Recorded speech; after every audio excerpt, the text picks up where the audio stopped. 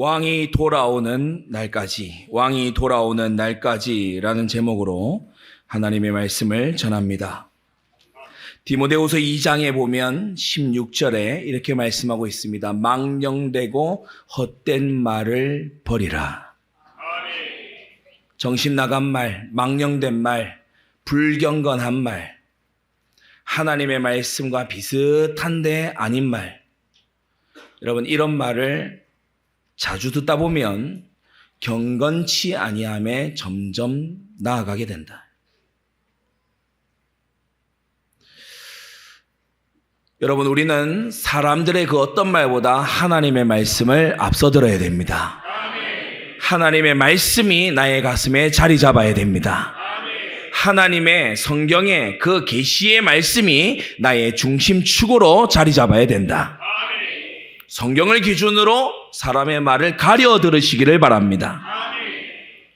같은 장 22절에 보니까 주를 깨끗한 마음으로 부르는 자들과 함께 하라고 했습니다. 주를 더러운 마음으로 부르는 자들이라고 하지 않았고 주님을 깨끗한 마음으로 부르는 자들과 함께 해야 된다. 주님은 우리가 주님을 왜 불러야 되는지, 어떠한 자세로 불러야 되는지까지 성경에 가르쳐주고 계십니다. 우리 하나님은 경외 받으실 하나님이시고요. 우리가 주 안에서 기뻐해야 되고요. 주 안에서 자랑해야 할 것입니다. 우리의 감사가 하나님을 향해야 될 줄로 압니다. 비교해서 내가 저 사람보다는 나으니까 감사하다, 이런 바리새인식의 감사를 버리게 되기 바랍니다. 하나님이 내게 주신 것을 온전히 감사하는 은혜가 있기를 바랍니다. 망령되고 헛된 말을 자꾸 내뱉는 사람과 함께하는 자가 있고요. 주를 깨끗한 마음으로 부르는 자들과 함께하는 자가 있어요. 사람이 누구와 함께하느냐가 아주 중요하거든요. 누구와 또 얼마나 깊게 또 얼마나 오래 함께하느냐, 알게 모르게 큰 영향 주고받아요. 제 동생 우리 에스라 목사님이 5살 때 일입니다. 할머니 댁에 잠깐 갔어요.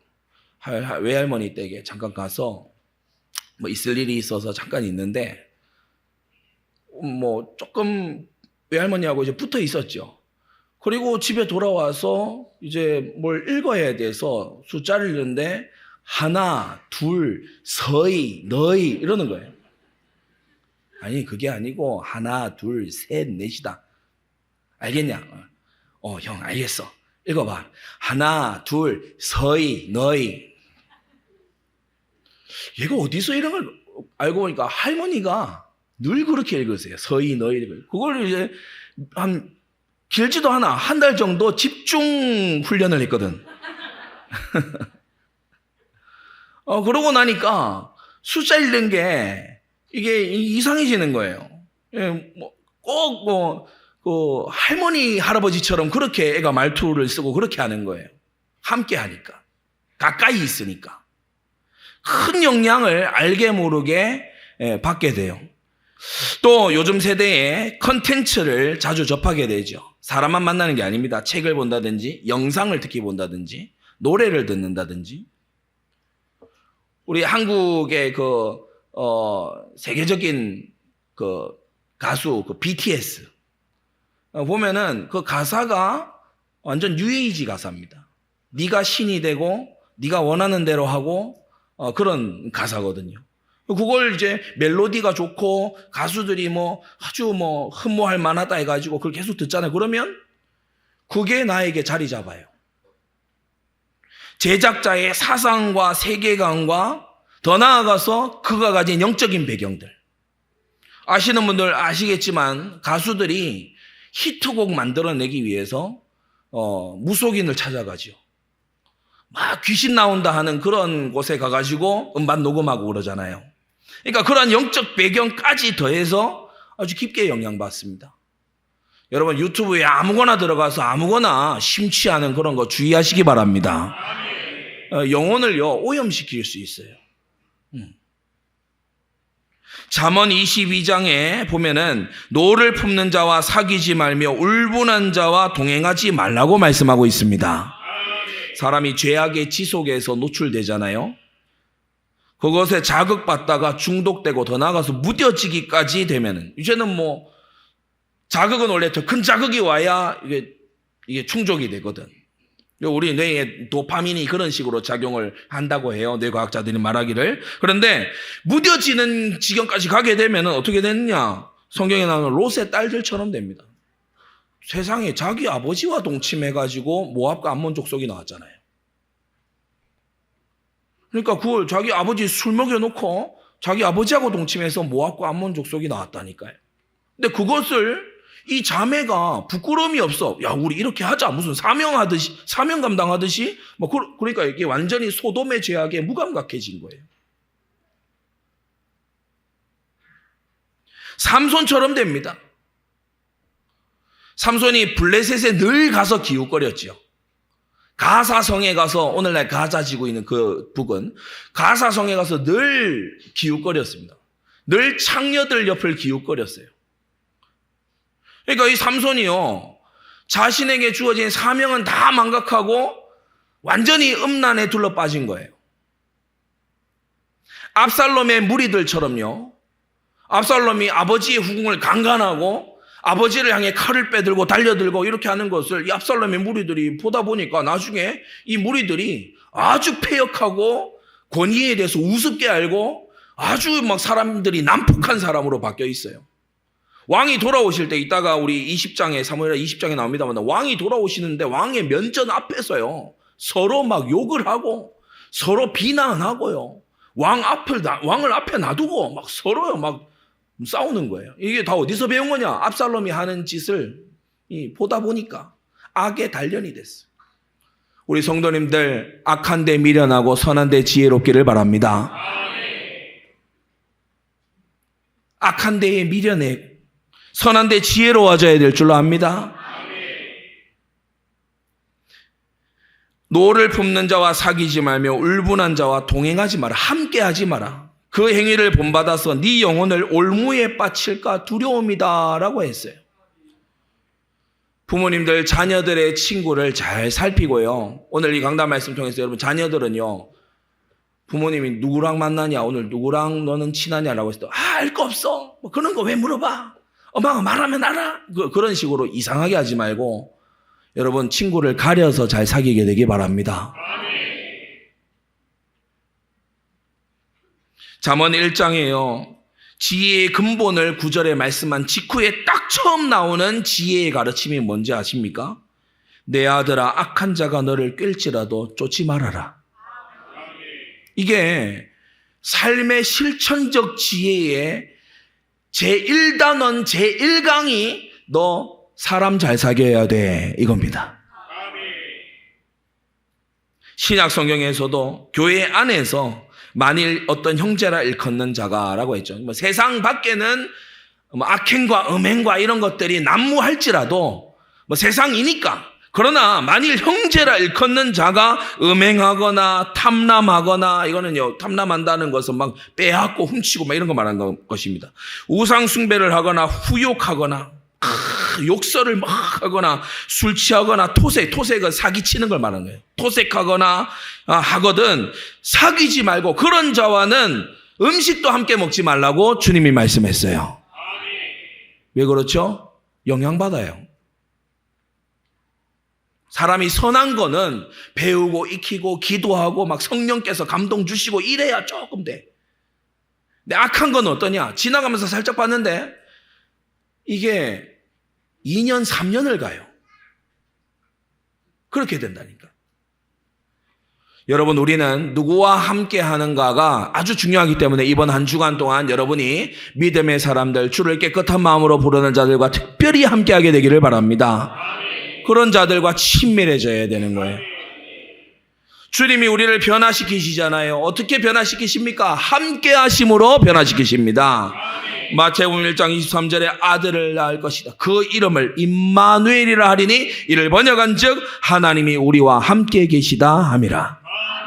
예수님의 이름은 임마누엘입니다. 그 뜻은 하나님이 우리와 함께 계신다. 예수님이 임마누엘, 하나님이 우리와 함께 계신다. 하나님은 함께를 통해서 우리를 거듭나게 하세요. 그리스도와의 연합을 통해 우리를 새 피조물로 만드시는 것이다.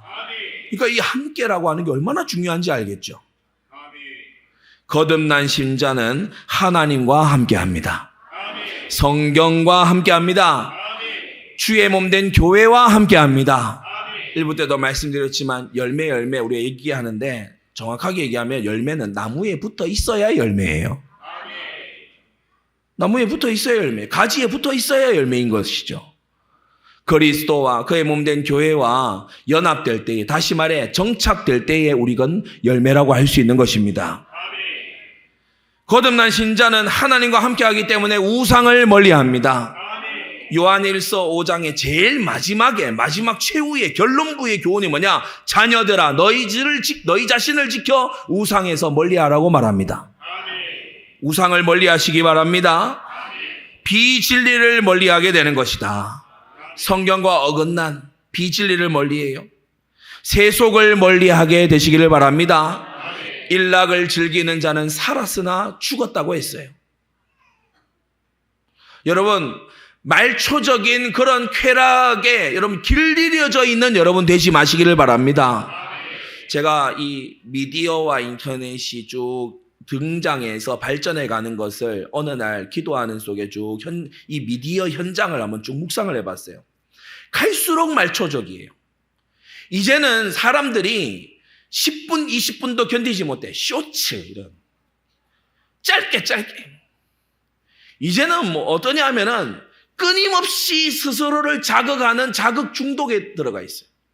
예전에는 자라나는 청소년들 중에 몇 명이 ADHD였거든.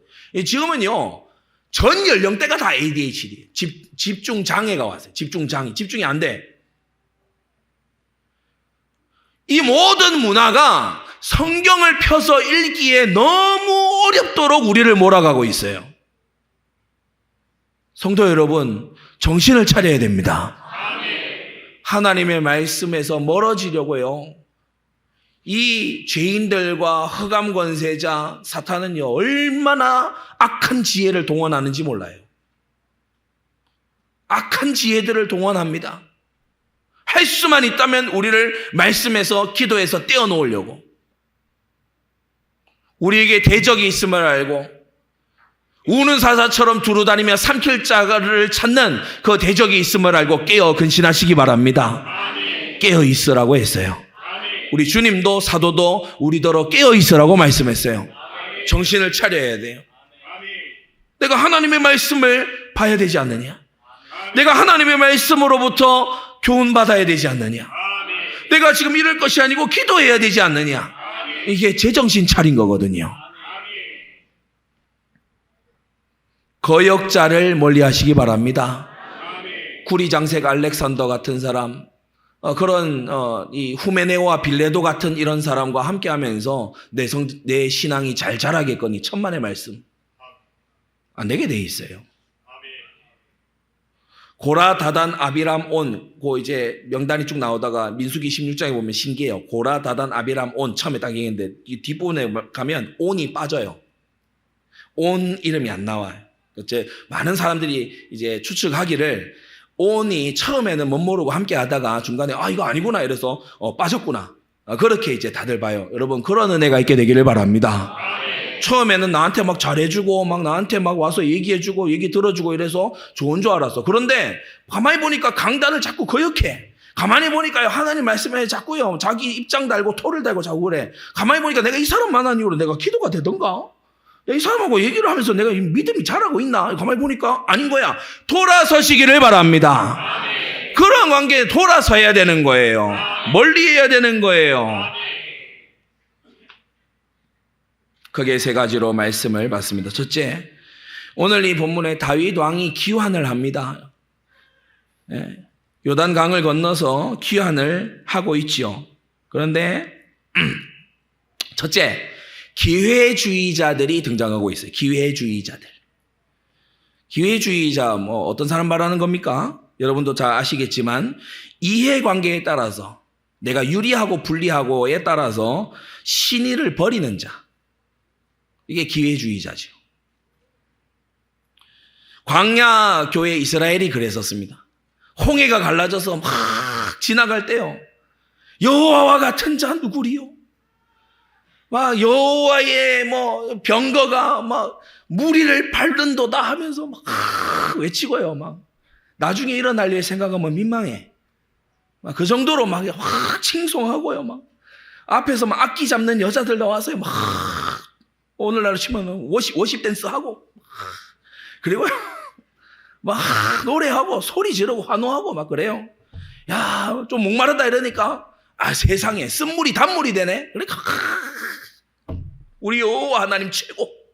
그래 찬양해요. 근데 좀 지나다가 이제 광야 가잖아요. 왜 데려나왔냐 우리를 죽이려고 데려나왔구나. 곧바로 원망해요. 그리고 이제 어떻게 하냐? 모세가 시내산 올라간 다음에요. 모세가 하나님께 계명받고 성막의 제도를 받으려고 시내산에 하나님 부르셔서 갔거든요. 그래 모세가 이제 그 다음날 보니까 없는 거야. 그러니까 대바대 어떻게 하냐? 우리를 인도할 신을 우리가 만들자 이래가지고 애굽에서 많이 봤던 거, 애굽에 막 수백 년간 있으면서 늘 봤던 거, 송아지, 그 금송아지요, 뚝딱 만들어요. 세월이 좀 흘러가지고 모압 평지에 갔더니 이 발람의 꾀가 있었잖아요. 발람의 꾀. 여러분, 발람이 이게 이 마귀를 표현하는 하나의 그 인물인데, 이 발람이 어떻게 합니까? 여호와의 백성을 아무리 저주하려고 해도 하나님이 저주 못하게 막으니까 저주 못하잖아요. 그러니까 이 발람이 꾀를 냈어요.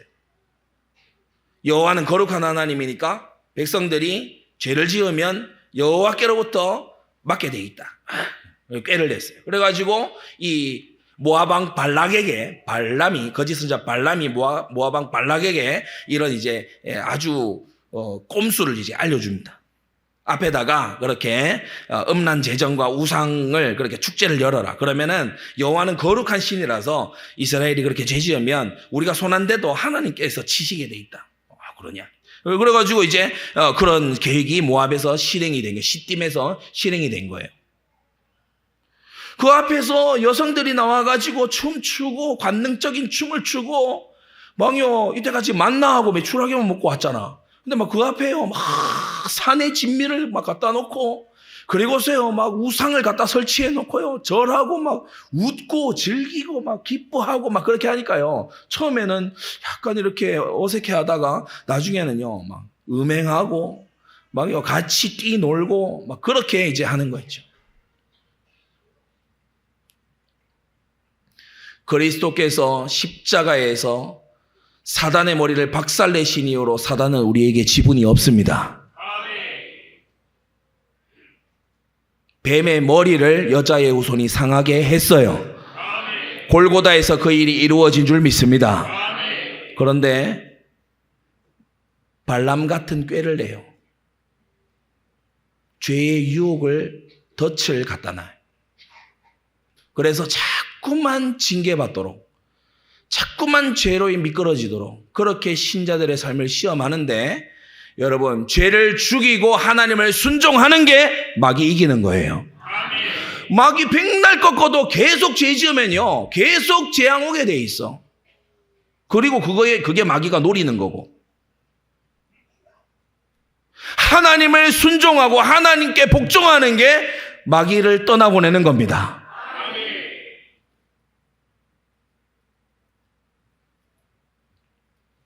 하나님께 복종해라. 마귀가 너희를 떠날 것이다. 이 이스라엘 백성이요 감사했다가 원망했다가 하나님을 찬양했다가 가서 우상 숭배했다가 하나님 백성이랍시고 살다가 가서요 우상 앞에 절하고 음행하고 그렇게 하는 거 있죠. 신약 시대에 예수님 당시대도 됐습니까?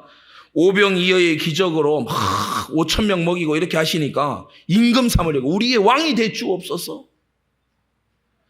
그래서 종려 주일 때 나귀를 타고 막 들어오니까요 호산나 막 왕이시여 막 호산나 우리를 구원하소서 호산나 그 뜻이거든요. 호산나 막.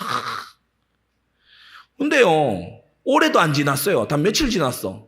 빌라도 법정에 죄수로 잡혀있네. 그러니까요 못 박으라고. 바라바를 대신 내놓고 예수 저자를 못 박으라고. 그렇게 돌변하는 거예요. 야고보서 3장에 말씀하기를 한 입으로 찬송과 저주가 나는도다. 내 형제들아 이것이 마땅치 아니하니라 라고 했습니다. 여러분, 우리는 하나님께 많은 것을 받을 때에도 하나님이 우리의 하나님이시지만 하나님이 우리를 징계하셔도 우리의 하나님은 여전히 우리의 하나님이십니다.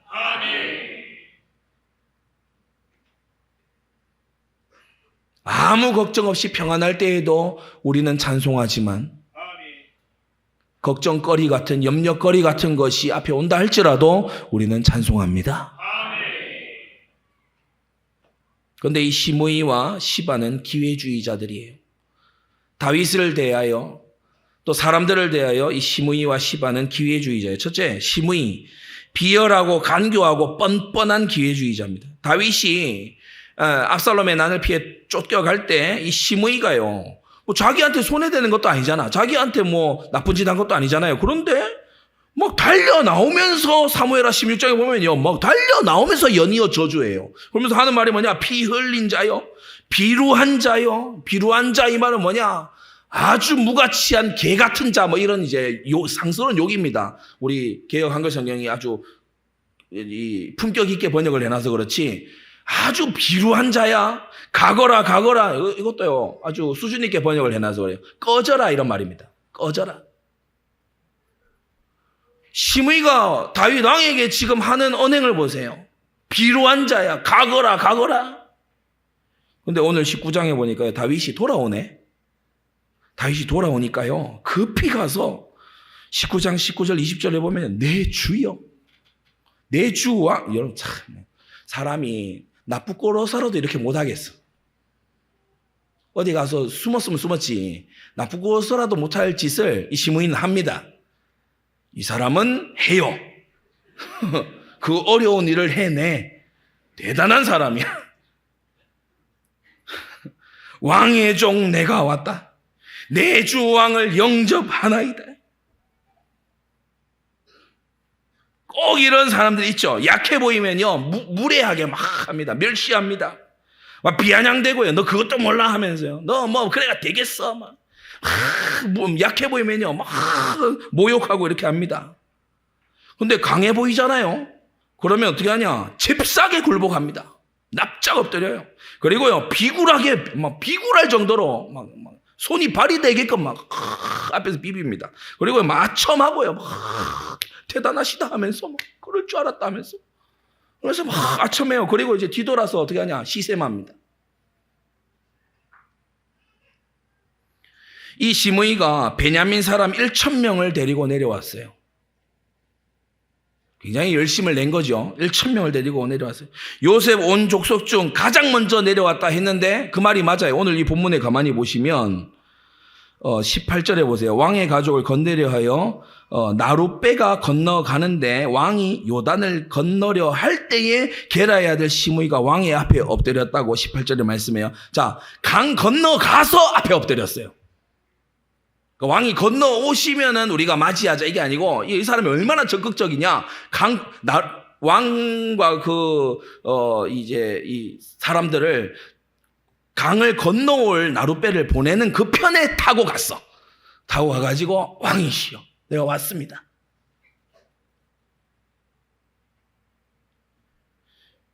베냐민 사람 1,000명 지금 내가 데려왔고 요셉 원족속 중에 내가 제일 1등으로 잡았고 여기에 꼼수와 노림수가 있죠.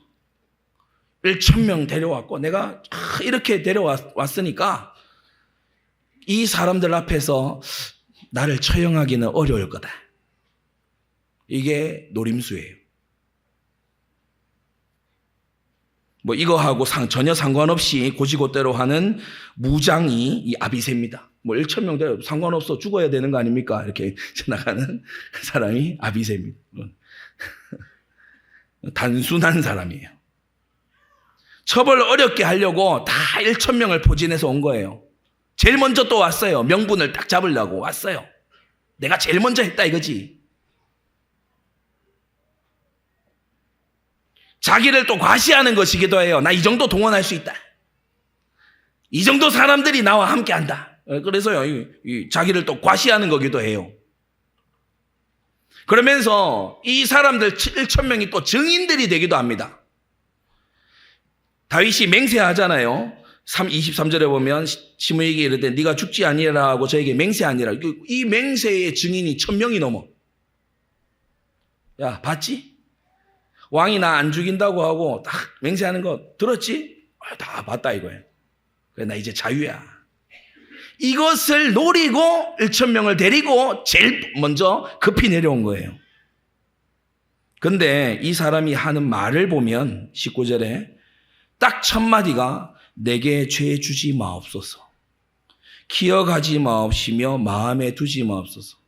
주의 종이 잘못했습니다가 아니고 죄 주지 말고 기억하지 말고 마음에 담아두지 말라 그래요. 이거 사과 아니죠? 사과를 이상하게 하는 사람들 종종 볼 때 있어요. 야, 그거 너무 마음 쓰지 마. 자기가 확 잘못했는데 잘못했다, 미안하다 이래야 될 거 아닙니까? 근데 마음에 담아두지 마 이런. 야, 기억해서 지워. 이거 사과 아니거든요. 이게 어떻게 사과입니까? 죄 주지 마옵소서, 기억하지 마옵소서, 마음에 두지 마옵소서. 그리고요, 내가 범죄한 줄 아옵는 거로 엎드리나이다, 잘못을 시인하나이다, 회개하나이다 라고 하지 않고 내가 범죄한 줄 아옵는 거로 내가 먼저 내려와서 영접하였나이다 이렇게 나와요. 야, 잘 가는 듯이 마지막에 꺾어요. 내가 범죄한 줄 아옵는 거로 왕 앞에 엎드리나이다 이래야 될 거 아니에요. 내가 범죄한 줄 아옵는 거로 왕께 잘못을 시인하나이다 이래야 될 거 아니에요. 내가 범죄한 줄 아옵는 거로 내가 먼저 왔습니다. 내가 먼저 왔습니다. 이 말이 무슨 말이죠? 내가 이 정도 했으니까 지난 잘못은 퉁치고 넘어갑시다. 내가 이 정도 지금 공을 좀 세우고 왕이 귀환할 때 이 정도로 내가 좀 분위기 띄우니까, 그러니까 왕은 지난 날은 잊으십시오. 그 밑에 줄이 중요해요. 선행으로 악행이 덮어진다는 생각은 오래된 율법주의입니다. 여러분, 선행으로 악행이 덮어지는 게 아니에요. 악행을 회개해야 돼요. 선행으로 악행을 덮는다는 게 이슬람의 저울교리죠. 이슬람교는 저울교리거든요. 그래서 이슬람교에 따르면 마지막 날에 알라가 심판을 하는데, 이제 저울 가지고 심판해요. 이 행한 선이 많으면 너는 이제 천국. 이슬람교 교리입니다. 지금 졸면 안 돼요. 큰일 나요. 이슬람교에 따르면 저울이에요, 저울. 그래서 악행이 많이 있어도 선행이 더 많으면 천국 가요. 근데 여기서 모든 악행을 한 방에 확 역전시키는 게 있는데, 그게 지하드. 폭탄 메고 가서 자살폭탄 해가지고 그거 이제 이슬람고 알라 만세하면서 죽으면 어떤 악행을 저질렀어도 한 방에 천국 보내줘. 이게 이슬람교 교리거든요. 그러니까 선행이 악행을 덮는다라는 게 이슬람교의 핵심 교리예요. 행위구원. 그래서 저기 어디 여러분 궁금하시면 한번 나중에 개인적으로 찾아보십시오. 어떤 아주 은밀한 그 섬이 있어요. 그 섬에서는 뭐냐? 살인, 강간, 온갖 활락, 마약 이런 것들이요. 거기서는 다 허용돼. 치유의 법권이에요. 거기. 그러니까 평소에 어떻게 살아? 평소에 막 금욕하면서 살아. 근데 어느 날 그 섬에 가서 악행을 막 다 해요. 그리고 난 다음에 돌아와서 뭐하냐? 또 그 저울이 많이 기울어졌잖아. 그러니까 거기서 한 거를 다시 저울 맞추기 위해서 막 또 나름의 선행을 하는 거예요. 지금 시므이가 딱 그런 식입니다. 다윗을 저주하고 모욕하고 기름 부음 받은 자를 저주한 것에 대해 하나님께 회개하고 다윗에게 사죄를 청하는 게 아니고, 내가 제일 먼저 왔고 1,000명이나 데려왔고 내가 가장 먼저 내려왔으니까 지난 날의 것은 덮자는 거예요. 시므이. 다윗이 약해져 있을 때는 마구 모욕하다가 다윗이 다시 왕으로 돌아올 때 되니까 아첨하는, 그러면서도 자기 의를 내세우는 시므이. 둘째, 시바입니다. 이 시바는 빼앗고 훔치고 속이는 교활한 기회주의자예요. 시므이하고 같은 기회주의자지만 약간 결이 다르죠. 시므이 같은 경우에는 권력지향형 기회주의자라면 이 시바는 아주 탐욕지향적인 그런 기회주의자입니다. 사울 왕의 집안이 몰락한 이후에 사울의 손자 무비보셋이 남게 됐어요. 나서지를 못하죠. 우리가 강단통에 들은 것처럼 이전 왕조의 어떤 이 후손이 남아있다 이러면 다윗이 아무리 호의를 베풀려고 해도 과잉충성하는 사람들이 무비보셋의 목을 베서 가져갈 수 있어요. 그러니까 무비보셋이 나설 입장이 못 된다는 거, 그 곤란한 사정을 이 시바 얘가 알고 원래 노예예요. 이 종인데 월권을 합니다. 무비보셋이 자기 주인이 곤란하다는 것을 알고 월권을 하고 그걸 이용해서 착복을 하고 나아가서 주인 행세를 하죠. 그래서 종이 아들 15을 두고 종이 종 20을 두는 이런 괴상한 형태가 있었던 겁니다. 그런데 다윗이 왕이 된 이후에 이제 요나단의 남은 자녀가 누구냐 그걸 이제 찾지 않습니까? 그때에 이걸 또 알려준 사람이 시바였잖아요. 시바가 무비보셋이 어디 자기 집도 아니고 어느 집에 숨어 있다 이걸 알려줬어요. 내심 이제 이 무비보셋의 목이 날아가길 기대하면서. 근데 웬걸 다윗이 무비보셋을 불러다가 아끼고 막 잘 왔다 그러고 환대해주고 막 그러면서요 왕자처럼 대우하고요. 그리고 시바 너는 종이니까 원래 종의 위치로 돌아가라 이렇게 사무엘하 9장에 조치를 하는 거예요. 9장 10절에 너와 내 아들들과 내 종들은 저를 위하여 밭을 갈고 거두어 내 주인의 아들을 공개하라. 그러나 내 주인의 아들 무비보셋은 항상 내 상에서 먹으리라. 이 무슨 말이죠? 늘 내 상에 와서 같이 식사할 거니까 너 허튼 짓 하지 마 이 말이죠. 무비보셋이 늘 내 상에 와서 식사하고 나한테 늘 얘기할 수 있으니까 시바 너 딴 생각하지 말고 네 맡은 일 잘해 이 말 아닙니까? 그래서 9장 12절에 무릇 시바의 집에 거하는 자들은 무비보셋의 종이 되었다라고 말씀해요. 이때 이제 시바는요 절치부심한 거예요. 딱 노리고 있었어요. 한때 좋았거든. 무비보셋이 곤란한 처지에 있을 때 사울 왕의 이 집안의 재산이니까 얼마나 많습니까? 그러니까 그거를 종 출신인 시바가 누리고 쓰고 막 이렇게 하고 막 좋았거든. 근데 다윗한테 이 무비보셋을 일러주면은 당장에 목을 치거나 유배를 보내거나 할 줄 알았는데 이거 일이 꼬였어. 그래가지고 다 아쉬운 마음에 기다리고 있는 거예요. 예? 언제쯤 물이 들어오려나 뭐 이런 식으로 이제 기다리고 있는 거예요. 근데 마침 다윗이 아들의 반역으로 쫓겨가는 것을 이 시바가 딱 듣게 돼요. 옳거니 이때다. 이 시바가 세상 지혜로 밝은 사람 아닙니까? 어려움에 처했을 때 내가 가서 아주 탁 도와주면 분명히 내가 원하는 것을 얻어낼 수 있을 거다. 그래가지고 다윗이 쫓겨가서 급하게 막 쫓겨가는데 시바가요 선물 확 싣고 갑니다. 먹을 거, 그 종들 먹일 거, 타고 갈 말 붙어가지고 쫙 챙겨서 무비보셋 막 내팽겨 쳐놓고 갑니다.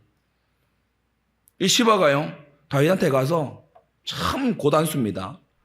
아무 말 없이 막 드려요. 막 섬겨요. 합니다.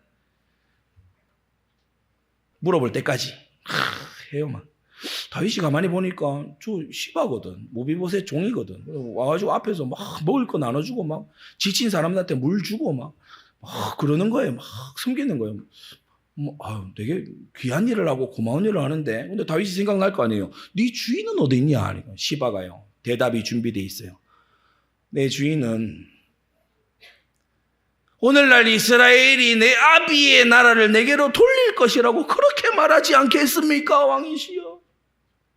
다윗이 그렇잖아도 아들의 반역 때문에 지금 너무 놀라워 황급한 지경인데 야, 무비보셋까지 지금 이렇게 되는구나. 거기서 왕의 딱 이 명령으로 얘기하죠. 무비보셋의 모든 소유가 시바 네 거다. 그러니까 이 시바가요, 바로 그날 많은 선물로 환심을 사고 무비보셋을 역적으로 반역자로 모함을 딱 함으로써 합법적으로 재산을 다 탈취하게 돼. 홀라당 먹었어요. 목적 달성. 이랬어요. 시바는 다윗도 속이고 무비보셋도 속여서 주인의 재산을 다 빼앗았어요. 합법적으로. 이 시바가 오늘 보게 되면 17절에 사울의 사환 시바도 그 아들 15과 종 20명으로 더불어 함께 요단강을 밟고 건너 왕 앞으로 나왔다고 했죠. 시바도 지금 시므이하고 같이 이렇게 항상 같이 다니는 잘 통하는 인간들이에요. 왔어요. 왜 아들들 다 데리고 종들 다 데리고 이렇게 왔을까요? 노림수가 있습니다. 자기의 소유와 지위를 자식들과 종들 앞에서 확실히 하기 위해서 지금 온 거예요. 이 시바는 지금 가장 최근에 다윗과 있었던 일이 다윗한테 막 보장받고 다윗을 섬기고 막 이런 일이었어요. 그래서 이미 선물로 나는 점수를 따놓았다. 왕이 진짜 어려울 때 나는 이미 점수를 따놓았다. 그러니까요, 아들들 데리고 종들 다 데리고 앞에 와가지고요, 이제 확인받으려고, 내가 왕에게 이 정도로 인정받는 사람이야 확인받으려고 하는데, 희한한 건 다윗이 시바와 말 한마디 안 섞습니다. 이 본문 어디에도 다윗이 시바하고 말을 한마디 안 섞어요. 그런데 이렇게 하고 있는 중에 갑자기 남루한 무비보셋이 등장하죠. 행색이 누가 봐도 남루한 무비보셋이 등장을 해서 진실을 밝혀요. 시바의 말이 완전 거짓이었다는 것을, 진실을 뒤에 나온 사람이 밝혀요. 그래서 시바는 소유의 절반을 다시 무비보셋에게 되돌려 주게 됐지요. 교활한 자들의, 기회주의자들의 노력이 이루어지지 않는 그런 모습을 본문은 보여줍니다. 큰 두 번째, 이 본문에 등장하는 또 다른 인물들, 다윗과 무비보셋입니다. 요나단과의 맹세를 이 다윗이 지켜나가는 걸 볼 수 있어요. 요나단은 무비보셋의 아버지잖아요. 사무엘상 18장에 이 무비보셋의 아버지인 요나단이 다윗을 자기 생명같이 사랑했어요. 더불어 언약을 맺었고, 요나단이 자기 입었던 겉옷을 벗어 다윗에게 주었고, 그 군복과 칼과 활과 띠도 그리했다고 했죠. 세상적으로 볼 때는 정적입니다. 한 명은 왕의 아들이고 한 명은 기름 부음 받은 자이기 때문에 부딪히려면 얼마든지 부딪힐 수 있는 그런 사이지만, 이들은 영적인 우정을 나눴고 둘도 없는 사이가 됐어요. 특히 왕자 요나단이 다윗을 보호하고 도와주고 이렇게 하는 거 있죠. 부왕 사울에게 쫓길 때 이미 요나단은 다윗이 왕이 될 것을 알고, 왕이 될 것을 믿고, 도망자 다윗인데 그에게 맹세를 요구하는 걸 볼 수 있습니다. 정말 이 요나단이나 무비보셋이나 믿음의 사람들인 거 있죠. 현실을 믿는 게 아니고 약속을 믿는 사람들이었어요. 눈에 보이는 걸 믿는 게 아니고 하나님이 하실 것을 믿는 사람들이었어요. 20장 15절, 여호와께서 너 다윗의 대적들을 지면에서 다 끊어버리신 때에도 너는 네 인자를 내 집에서 영영히 끊어버리지 말라고 부탁합니다. 다윗이 그 부탁을 승낙하고 약속합니다. 요나단의 아들 무비보셋이 시바에게 고통당하고 있자 다윗은 이 무비보셋을 건져줬어요. 그리고 훗날에 기브온 사람들이 흉년으로 인해서 사울의 자손 7을 내놔라 할 때도 다윗은 무비보셋은 뒤로 돌려서 빼놓고 다른 자들을 내어줍니다. 다윗은 맹세에 신실한 사람이었던 게 분명해요. 우리 성도님들 꼭 그렇게 되시기 바랍니다. 두 번째, 무비보셋도, 다윗과 언약 맺은 요나단의 아들 무비보셋도 행함으로써 자신의 충심을 증명했습니다. 24절, 발을 맵시내지 않았다고 했죠. 이렇게 하체에, 다리에 장애가 있는 사람들, 발을 제대로 디디지 않는 사람들은 그 부분에 근육이 빠져요. 발 모양도 갈수록 이상해져요. 저는 그런 분들을 몇몇 분 알거든요. 그래서 발을 뭔가로 감싸야 돼요. 뭔가로 안 그러면 굉장히 흉측해요. 우리가 잘 디디고 다니기 때문에 발이 이 모양인 거지, 발로 자꾸 디디지 않으면 발이 이상하게 꼬여가고 막 이상하게 야위어가고 그렇습니다. 근데 그 야위어간 아주 이상하게 돼 있는 그 발을요, 가만히 두는 거예요. 그리고 수염을 깎지 않고 옷을 빨지 않았다. 남루하고 초라하고 피폐한 모습으로. 이건 뭐지요? 이 행동이 무슨 의미입니까? 광야로 도피해서 떠돌고 있는 다윗 왕과 마음으로나마 함께하겠다는 의지의 표현인 것입니다. 마음으로나마 함께하겠다는. 우리가 고난주간이 되면은 우리가 뭐 대속의 고난을 받은 것도 아닌데 우리가 때때로 금식도 하고 새벽에 일찍 깨어서 나와 기도하고 그렇게 하잖아요. 뭡니까? 마음으로 함께하겠다는 거잖아요. 마음으로 주님의 고난에 동참하겠다는 거잖아요. 이 모비보셋이 그렇게 하는 거예요. 모비보셋은 시바에 의해서 반역자로 누명을 쓴 상태인데, 그런데도 모비보셋은 삶으로 증명했습니다. 여러분, 누명은 말로 번든 게 아니에요. 삶으로 벗는 것입니다. 삶으로 증명했어요. 두 가지 증명했어요. 반역할 뜻이 전혀 없다. 왕이 되려고 그러면요, 막 꾸미고 사람들을 대동하고 막 그럴듯하게 보이고 자기를 막 선전하고 그래야 될 거 아닙니까? 전혀 그러지 않았어. 누구의 도움도 거절했어. 고난에 동참했어. 그러면서요, 다윗이 돌아올 것을 분명히 믿었다는 것을 이 모비보셋이요, 자신의 행색으로, 삶으로 증거해요. 주의 이름을 부르는 자마다 불의에서 떠날지어다. 왜냐? 주님 다시 오십니다. 말보다 열매가 증거해요. 말보다 발자취가 증거합니다. 그의 삶이 그가 믿는 바를 드러내는 줄 아시기 바랍니다. 누가 뭐라고 해도요, 전도를 소중하게 여기는 사람은 전도 현장에 서 있습니다. 선교를 정말 중요하다 발견된 사람은 선교 현장에 서게 돼 있는 거예요. 누가 뭐라고 해도 그의 삶이, 발자취가 자신의 가치를 증명하는 거죠. 셋째로, 모비보셋은 겸손하게 다윗의 명령에 따르고자 하는 걸 볼 수 있어요. 27절에 보면 왕께서는 하나님의 사자와 같으시니 왕의 처분대로 하옵소서. 내게 오히려 무슨 오름이 있어서 다시 왕께 부르짖을 수 있겠습니까? 왕의 처분대로 하옵소서. 이건요, 뻔뻔한 시므이와는 너무 상반된 태도 아닙니까? 시므이는 나와서 기어가지 말라고, 막 이렇게 막 문제 삼지 말라고. 근데 모비보셋은요, 왕의 처분대로 하옵소서. 내게 무슨 오름이 있겠습니까? 시므이는요, 내가 먼저 왔습니다. 그러니까 내가 이렇게 잘했으니까 지나간 것은 없는 거지요. 근데 이 모비보셋은 나와서 내가 무슨 오름이 있어서 다시 이 왕께 구할 수 있겠습니까? 왕의 처분대로 해 주십시오. 마지막 절도요, 가서 뭐라고 하죠? 왕께서 평안히 돌아오시게 되었으니까 내게 반 가지라 이런 거 하지 마시고 그로 전부를 가지게 하십시오. 나는 왕의 돌아오심만, 왕의 얼굴을 배우는 것으로 난 충분합니다. 모비보셋의 충심이 증명되는 거 있죠.